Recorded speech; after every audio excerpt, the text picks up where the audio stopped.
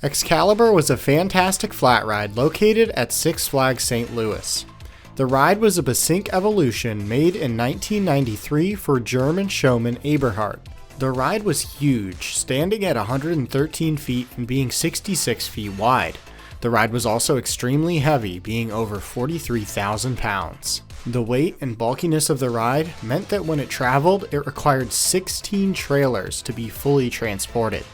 This, along with the ride's complexity, led to its funfair run being short. In 1998, the ride was moved to the Italian theme park Mirabilandia.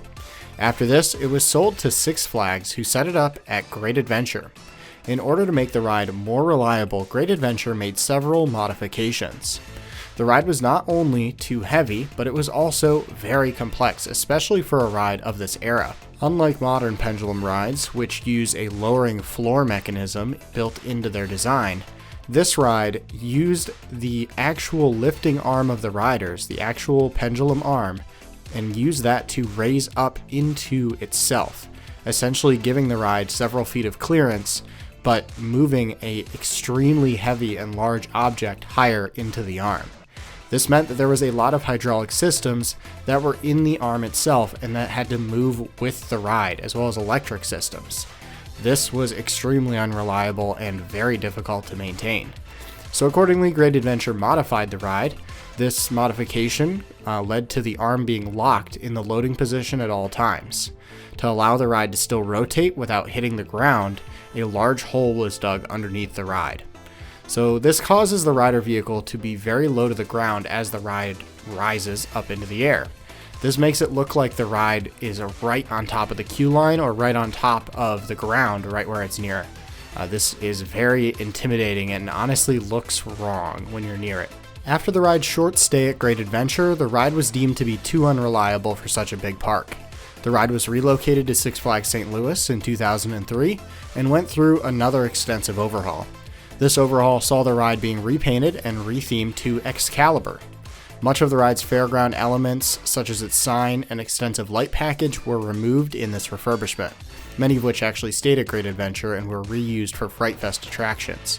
The ride operated until 2023 when it was removed due to being too expensive to upkeep, as it was the only one of its kind remaining in the world.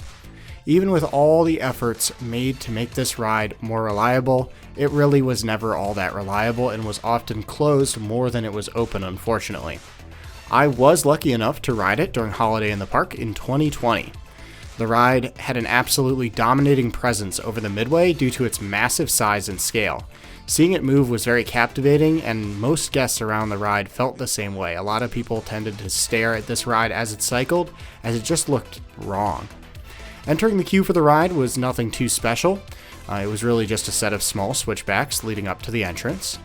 Once you were let into the ride by the ride operator, they would assign you a specific car to keep the ride balanced. As with this ride fully loaded and assuming an average weight for all the riders, the ride would gain an extra 10,000 pounds. This is due to the massive amount of riders that could be held on this ride, which was 64, which is a record for pendulum rides that has not been beaten since, to my knowledge. Once you're seated, the ride featured over-the-shoulder restraints. These reminded me of the Intamin first-gen drop towers. They were very minimal and light. Inside, you would sit in essentially a small rider capsule that sat 4 riders. These kind of reminded me of the rider capsules on Forbidden Journey at Universal, except they had a gate at the front as well as a floor. The ride operators actually didn't have to check the shoulder harnesses. They would just check the gate at the front of the rider capsule. Once the ride started, the seat capsules would begin to rotate outwards, and the feeling was a lot like on an Enterprise, except instead of facing forward, you'd be facing outwards. It was very different. As the ride begins, you'll slowly start to rotate on the main pendulum arm up to a 90-degree angle, with your capsule losing a little bit of that centripetal force at the top of the rotation and falling slightly, very much like a lot of Enterprises. This is also when the ride would come in very close to the queue line. You can see in my video from when I rode, it gets extremely close. It feels like you can touch it, although you definitely cannot. The absolute best part of the ride, though, came as the pendulum ride started to reach the top. The switch to spinning under the sweep arms to spinning above them happened quite abruptly, which caused a sudden disorienting swinging to happen to your rider capsule. This also caused a lot of noise that a lot of riders have commented on in POVs of these rides. This noise was very intimidating as you heard the other capsules around you start to flip, knowing that you would be next. Once you're at the top of the ride, you have that same centripetal force, except now you're looking down and towards the center of the ride, which just gives it so much more sense of scale than many other rides as you're actually looking back at the ride itself. The ride at St. Louis was also one of the taller rides in the park, giving you some great views of the other attractions. The return to the base of the ride was much like the ascent, having the same flip maneuver take place. Once back at the base of the ride after only completing one rotation, the sweep arms would slow down and the ride would end, ending the roughly 1 minute and 40-second ride experience. Now, the original version of these rides, there were originally 3 of them.